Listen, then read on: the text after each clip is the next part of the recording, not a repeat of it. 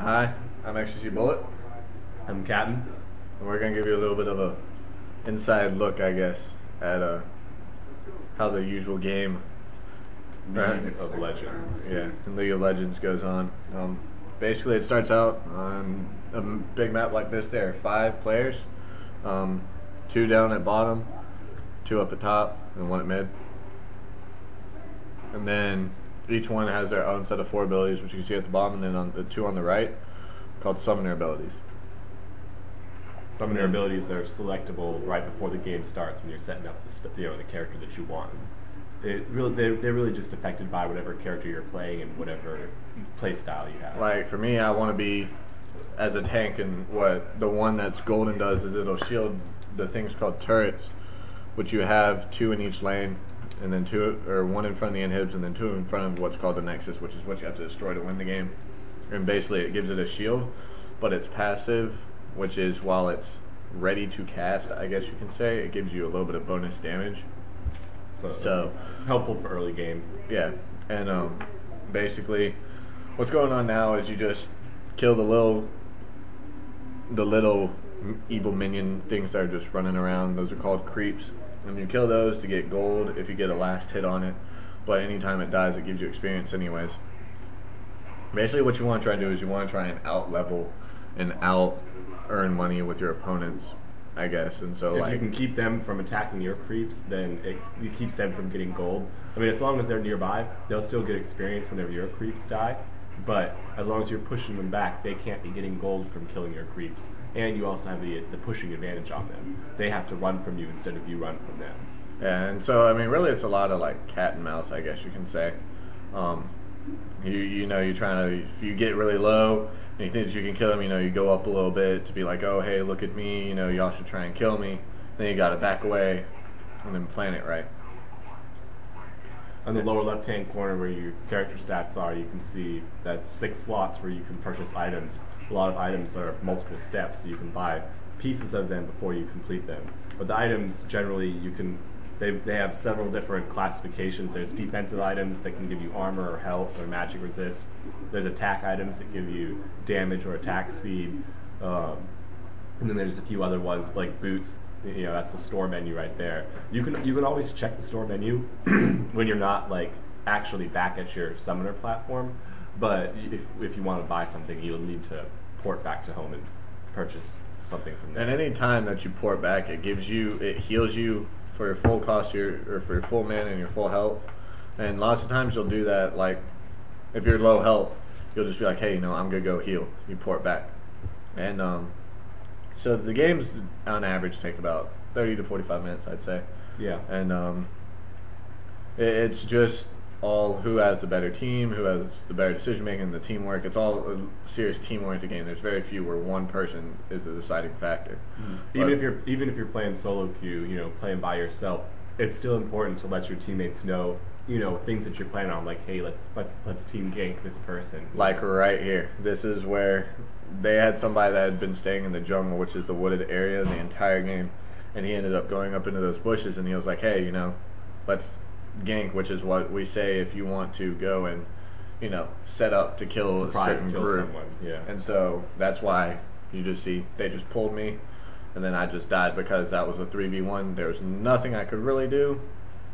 And really that's just what the beginning of the early game is.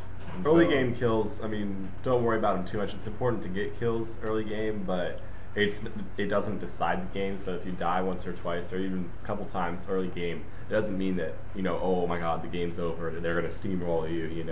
You can easily turn it around. And here's where we were going to try and do the exact same thing that they did to us, but it turned out that we both had the exact same idea. And this was a little bad decision making on all of our parts. Targeting the tank instead of that little dude right there with the red thing floating around him, that was not the smartest thing to do. We should have targeted him first. We probably could have gotten 2 of them and had an even loss ratio, but generally it just takes some decision making. And about this time is when early game's over. This is one where I wasn't at, but what normally bigger team fight setup is you have somebody that initiates and starts the whole fight, and then everybody just runs in. It's just like massive. Mass chaos, pretty much. And I tried to get most of it. I mainly focused on this follow because then I noticed he was down there doing his own thing. And down here again is another example. You can see here the one character that seems to be killing us a lot. He's running away right now.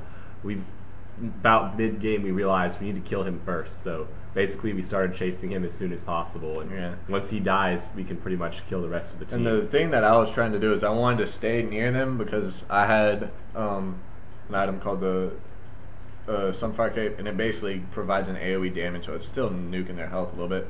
And then bigger team fights later game like this, which will be the deciding factor. The guy that's mainly killing us down there, we take him out, but he has something that will bring him back to life with short health. So then we just quickly focus the next lowest person, go back to him, and when you come back up and you get this person, that is 4 people down. And then that gives you, when most people have full health like we do, there's nothing that really not going to go the way that you want it. So basically you run like this, and then these are the turrets that protect things that spawn a new kind of creeps. If you destroy that little inhibitor behind the turret, you spawn super creeps. And what that does is it gives you these big creeps with tons of health and tons of damage that can single-handedly kill champions if they really want to. And so if you get that, that basically starts saying, okay, you know, I'm about to win this. And there will be games where it's like you got to take out all 3 to even make a dent in the other team, depending on how long the game's gone. Especially depending on how built up they are, their defensive build. And then normally there's this big red X which over there, which is about to show up. That is called Baron Masher. That gives your entire team a buff if you are the team that kills it. That boosts AP, damage, health, everything. And if you get this buff, this can decidedly win the game. You see how I'm camping out on since I'm a ranged character, I'm standing outside the Baron area. I'm hiding out here to make sure none of their team shows up, because it is possible to snipe it. You wait till Baron's almost dead and then you put a big heavy attack on it, and if you're the one who kills it, your team gets the buff. So you just need one character hiding on the other side to snipe that kill. And then basically as soon as you do it, hopefully everybody on your team has full health. And then comes the fun. We catch them off guard. Somebody's about to die right now. What's excellent about the Baron buff is it gives you pretty much bonuses to all of your stats: increased health regen, increased attack rate, increased damage, everything, magic resistance. And the thing that was stupid right there, I don't get why that big machine guy, he has an ability where he can pull somebody to you. Why, if you're running away, why you would pull somebody, especially the highest damage dealer, to you? Yeah. That just did not make much sense. And so once you do that, you can knock off 2 or 3 people, and you have that inhibitor down, you have the massive creep wave, then you really just have the game set. I mean, we go over here just to add a little bit of extra creeps to our line. But you see, with how I'm built and the rest of my team, it's not like we weren't going to take it out. And so normally about this time is when the other team will surrender. But the one thing that was different about this group is they weren't all jerks about it. They actually fought all the way through. Yeah, usually it's like, unless you wind up with people who are really bad on your team and you might as well just surrender because you don't want to play with them, it's kind of accepted that it's not a good idea just to surrender because you're losing. That's kind of bad sportsmanship.